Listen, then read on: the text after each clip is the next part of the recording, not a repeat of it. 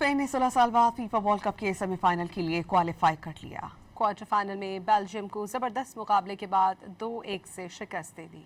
Los Angeles stadium में खेले गए मैच में दोनों टीमों ने इब्तदा से ही एक दूसरे के गोल पर ताबड़तोड़ हमले किए। 29वें मिनट में फैबियन रोइज ने स्पेन को बढ़तरी दिला दी। 41वें मिनट में बेल्जियम के चार्ल्स डी ने मुकाबला 1-1 से बराबर कर दिया। 87 मिनट तक मुकाबला 1-1 से बराबर रहा। मिनट में माइकल मरेनो ने शानदार गोल करके स्पेन को 2-1 की बढ़तरी दिला दी, जो मैच के इख्तिताम तक बरकरार रही। आलमी नंबर 2 स्पेनिश टीम 2010 के बाद पहली मरतबा वर्ल्ड कप का सेमीफाइनल खेलेगी, जहाँ उसका मुकाबला आलमी नंबर 1 फ्रांस से होगा।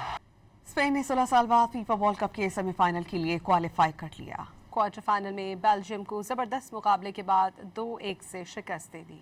लॉस एंजलिस स्टेडियम में खेले गए मैच में दोनों टीमों ने इब्तदा से ही एक दूसरे के गोल पर ताबड़तोड़ हमले किए। 29वें मिनट में फैबियन रोइज ने स्पेन को बढ़तरी दिला दी। 41वें मिनट में बेल्जियम के चार्ल्स डी ने मुकाबला 1-1 से बराबर कर दिया। 87 मिनट तक मुकाबला 1-1 से बराबर रहा। मिनट में माइकल मरेनो ने शानदार गोल करके स्पेन को 2-1 की बढ़तरी दिला दी, जो मैच के इख्तिताम तक बरकरार रही। आलमी नंबर 2 स्पेनिश टीम 2010 के बाद पहली मरतबा वर्ल्ड कप का सेमीफाइनल खेलेगी, जहाँ उसका मुकाबला आलमी नंबर 1 फ्रांस से होगा।